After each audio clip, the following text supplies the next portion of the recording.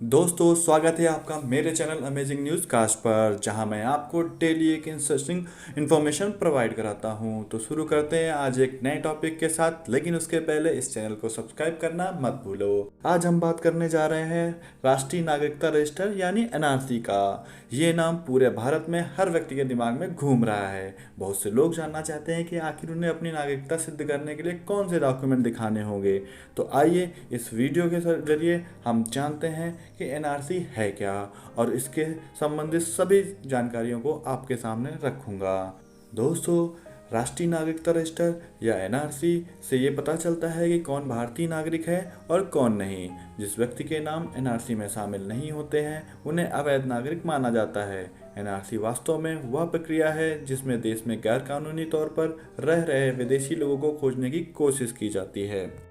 आइए जानते हैं एनआरसी का इतिहास क्या है। साल 1905 में अंग्रेजों ने बंगाल का विभाजन किया था। इसके बाद पूर्वी बंगाल और असम के रूप में एक नया प्रांत बनाया गया था। उस वक्त असम को पूर्वी बंगाल से जोड़ा गया था। जब देश का बंटवारा हुआ तो यह डर पैदा हो गया था कि कहीं असम पूर्वी पाकिस्तान के साथ जोड़कर भारत में अलग न कर दिया जाए। इसके बाद गोपीनाथ बरडोली की अगुवाई में असम विद्रोह शुरू हुआ। इस अभियान के बाद असम अपनी रक्षा करने में सफल रहा, लेकिन सिलहट पूर्वी पाकिस्तान में चला गया। साल 1950 में असम देश का राज्य बना। नागरिकता रजिस्टर साल 1951 की जनगणना के बाद तैयार हुआ था और इसमें तब के असम के निवासियों को शामिल किया गया था। जैसा कि आप लोग जानते ही होंगे, अंग्रेजों के शासनकाल में चाय बागान में काम करने और खाली पड़ी जमीन पर खेती करने के लिए बिहार बंगाल के लोग असम आते थे। इसलिए वहाँ के स्थानीय लोग बाहरी लोगों से द्वेष रखते थे। 1950 के दशक में ही बाहरी लोगों का असम आना राजनीतिक मुद्दा बनने लगा था, लेकिन आज़ादी के बाद में भी तत्कालीन पूर्वी पाकिस्तान और बाद में बांग्लादेश के लोगों का अवैध तरीके से असम आने का सिलसिला जारी रहा। बीच बीच में इस मसले पर थोड़ी बहुत आवाज़ उठती रही, लेकिन इस मुद्दे ने खास तूल नहीं पकड़ा। एनआरसी के हिसाब से 25 मार्च 1971 से पहले असम में रह रहे लोगों को भारतीय नागरिक माना गया है। पूर्वी पाकिस्तान यानी बांग्लादेश में जब भाषा विवाद को लेकर आंतरिक संघर्ष शुरू हो गया, तब पूर्वी पाकिस्तान में परिस्थितियां इतनी हिंसक हो गई कि वहां रहने वाले हिंदू मुस्लिमों की बड़ी आबादी ने भारत का रुख किया। ऐसा कहा जाता है कि 1971 में जब पूर्वी पाकिस्तान में पाकिस्तानी सेना ने दमनकारी कार्रवाई की शुरुआत की थी, तो करीब 10 लाख लोगों ने बांग्लादेशी सीमा को पार करके असम में शरण ले ली थी।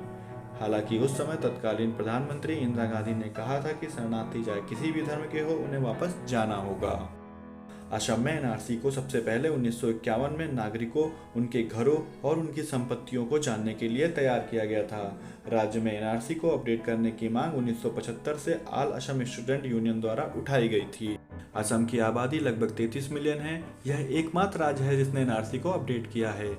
एनआरसी की प्रक्रिया 2013 में सुप्रीम कोर्ट के आदेश पर शुरू हुई थी। 25 मार्च 1971 से पहले असम में रहने वाले लोग असम के नागरिक माने जाते हैं। इस प्रदेश में रहने वालों को सूची ए में दिए गए कागजातों में से कोई एक जमा करना था। इसके अलावा दूसरी सूची बी में दिए गए दस्तावेजों को अपने असम के पूर्वज से संबंध स्थापित करने के लिए दस्तावेज पेश करना, जिससे यह माना जा सके कि अपने पूर्वज असम के ही थे। सूची में कुल 3.29 करोड़ लोगों ने आवेदन किया था। सूची से बहिष्करण का मतलब विदेशी घोषित होना है? नहीं, जो लोग सूची के बाहर किए गए हैं वे उन विदेशी ट्रिब्यूनलों पर आवेदन कर सकते हैं जो 1964 के कानून के तहत अर्धन्यायिक निकाय है। यह लोग सूची जारी होने के 120 दिन के भीतर इन न्यायाधिकरणों से अपील कर सकते हैं। यदि किसी को विदेशी ट्रिब्यूनल में विदेशी घोषित किया जाता है और वह उच्च न्यायालयों का रुख कर सकता है। यदि किसी को अदालतों द्वारा विदेशी घोषित किया जाता है तो उसे गिरफ्तार करके नजरबंदी केंद्र में रखा जा सकता है। यहाँ पर मैं आपको एक चीज़ बता दूं कि असम में अंतिम एनआरसी सूची 31 अगस्त 2019 को जारी की गई थी। इस सूची में 19,06,657 लोगों को शामिल नहीं किया गया था। दोस्तों, आज के वीडियो में बस इतना ही। फिर मिलते हैं एक नए इंटरेस्टिंग वीडियो के साथ।